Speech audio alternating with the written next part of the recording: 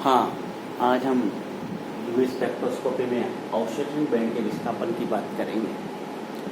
UV spectroscopy में अवशोषण band कैसे विस्थापित होता है। तो ये अपने पास कोई यूवी स्पेक्ट्रम है जिसमें अपन ने कहा था कि यूवी जो स्पेक्ट्रम होता है वो लैम्डा और एक्सरेज के मध्य ग्राफ होता है, तरंगदैर्घ्य इंटेंसिटी ऑफ लाइट। ये अपने पास स्पेक्ट्रम है। ये जो अवशोषण बैंड है इसका विस्थापन किस प्रकार से होता है यूवी स्पेक्ट्रोस्कोपी में, वो आज अपन देखेंगे।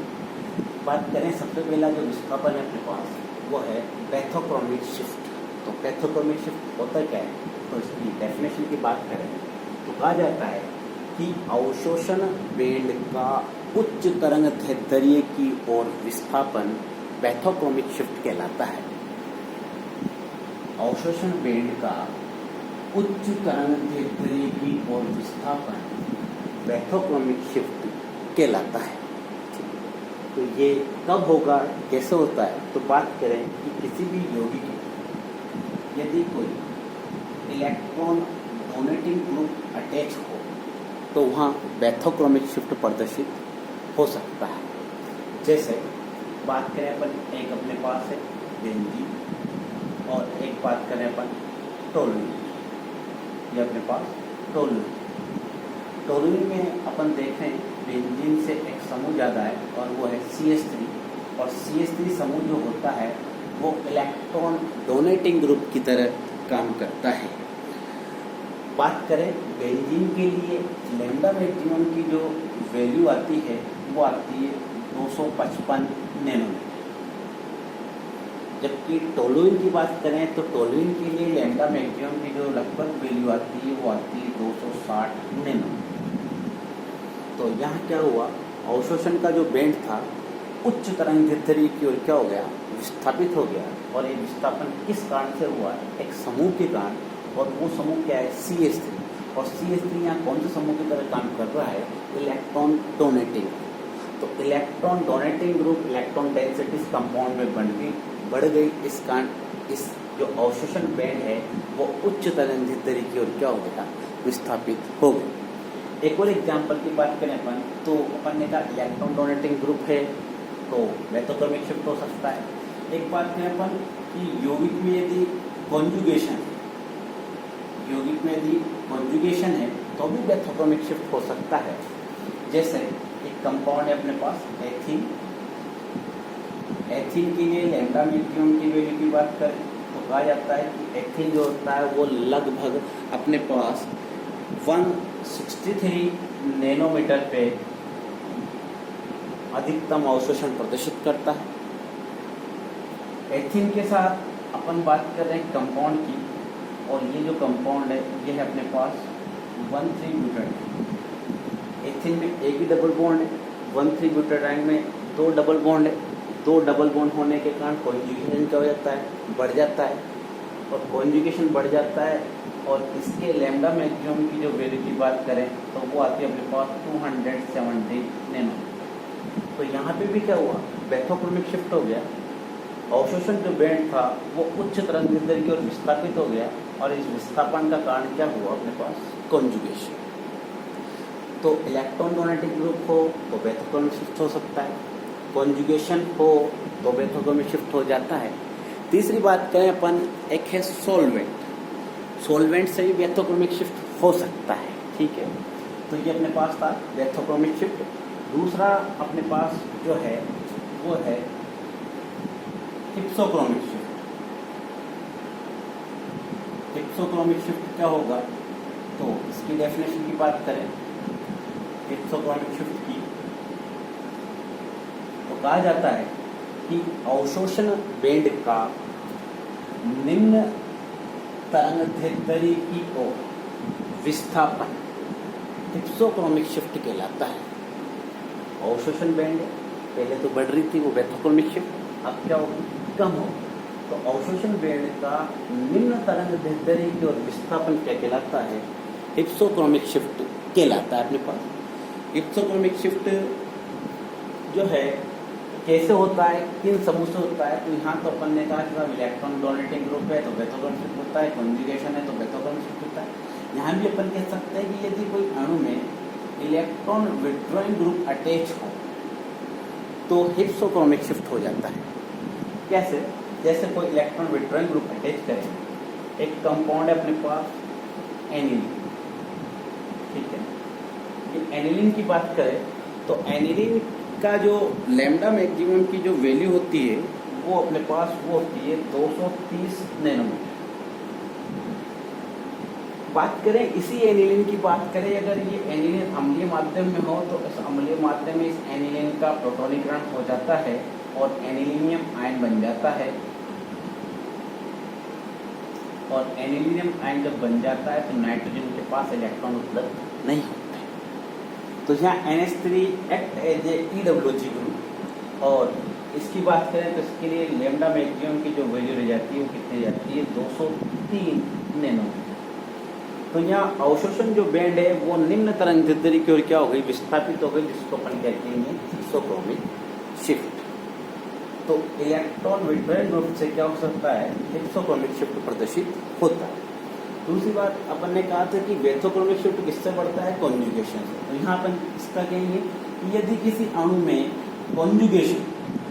कॉन्जुगेशन डिस्टर्ब हो जाए या कॉन्जुगेशन कैंसिल हो जाए तो हिप्सोक्रोमिक शिफ्ट हो सकता है। जैसे अपन ने एग्जाम्पल लिया था कि 1,3-ब्यूटाडाइन जो ब्यूटाडाइन है, इस 1,3-ब्यूटाडाइन का लैम्डा मैक्सिमम की जो वैल्यू आती है वो आती है 217 नैनोमीटर।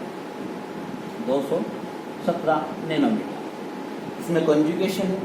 अब मैं इसमें एक समूह इंक्रीज कर रहा हूँ और एक CH2 ग्रुप यदि मैं बीच में डाल दूँ, जैसे CH2 double bond CH, CH2 CH double bond CH2, इस कंपाउंड में कॉन्जुगेशन खत्म हो गया क्योंकि मैंने कौन सा ग्रुप ऐड कर दिया यहाँ, CH2। और CH2 ग्रुप ऐड होते ही इस कंपाउंड में कॉन्जुगेशन क्या हो गया, खत्म हो गया। और खत्म होते ही इसका जो अवशोषण बैंड है वो निम्न तरंग दैर्ध्य की ओर क्या हो जाएगा, विस्थापित हो जाएगा। यानी कि क्या प्रदर्शित होगा, हिप्सोक्रोमिक शिफ्ट। तो वेथोक्रोमिक शिफ्ट बढ़ता है इलेक्ट्रॉन डोनेटिंग ग्रुप से, जबकि हिप्सोक्रोमिक ग्रुप प्रदर्शित होता है इलेक्ट्रॉन विड्रॉइंग ग्रुप से। वेथोक्रोमिक शिफ्ट बढ़ता है कॉन्जुगेशन से, जबकि हिप्सोक्रोमिक शिफ्ट होगा जब कॉन्जुगेशन नहीं होगा, ठीक है। तो ये अपने पास हो गए। एक तीसरा अपने बात करें तो तीसरा अपने पास जो है वो है हाइपरक्रोमिक शिफ्ट। तीसरा अपने पास है हाइपरक्रोमिक शिफ्ट। हाइपरक्रोमिक शिफ्ट जो है वो क्या होगा, तो कहा जाता है कि जब अवशोषण बैंड की तीव्रता में वृद्धि हो जाती है तो इसको अपन क्या कहते हैं, हाइपरक्रोमिक शिफ्ट कहते हैं। जब अवशोषण बैंड की तीव्रता में वृद्धि हो जाती है तो इसको अपन क्या कहेंगे, हाइपरक्रोमिक शिफ्ट कहते हैं। जैसे एक उदाहरण की बात करें तो उदाहरण के लिए कहा जाता है कि बेंजीन है और इस बेंजीन के लिए एप्सिलॉन मैक्सिमम का जो वैल्यू है वो है 7,400।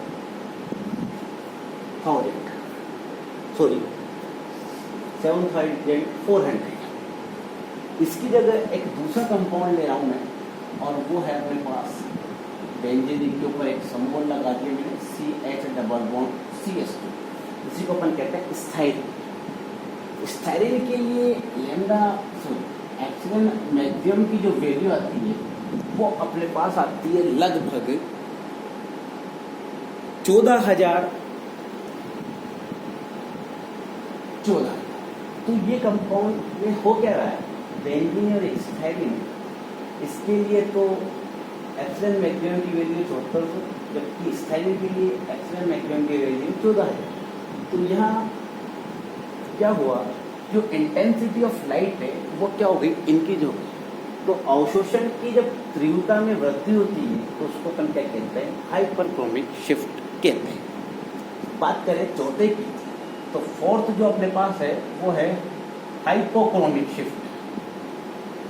हाइपोक्रोमिक शिफ्ट इसकी बात करें तो कहा जाता है कि जब अवशोषण बैंड की तीव्रता कम हो जाती है तो वो क्या कहलाता है, हाइपोक्रोमिक शिफ्ट कहलाता है।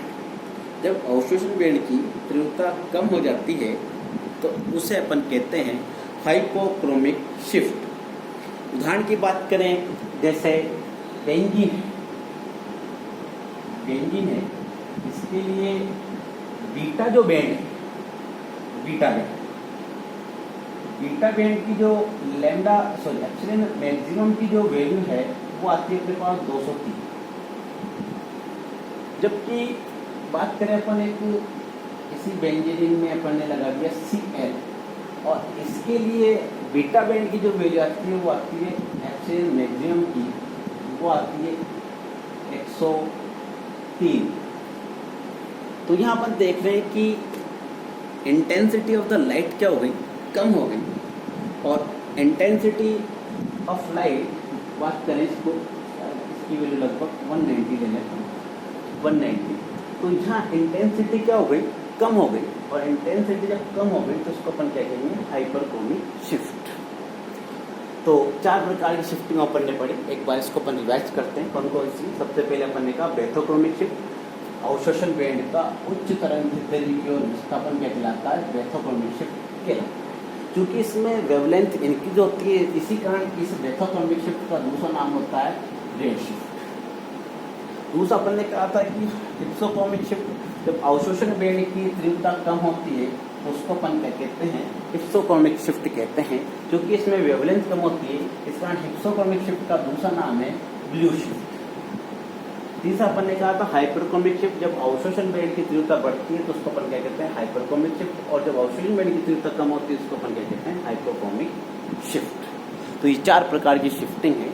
ज़्यादातर ये देखा जाता है कि जो बेथोक्रोमिक शिफ्ट प्रदर्शित करते हैं वो हाइपरक्रोमिक शिफ्ट भी प्रदर्शित करते हैं, और वे ग्रुप जो हिप्सोक्रोमिक शिफ्ट प्रदर्शित करते हैं वही हाइपोक्रोमिक शिफ्ट भी प्रदर्शित करते हैं। ठीक है, थैंक यू।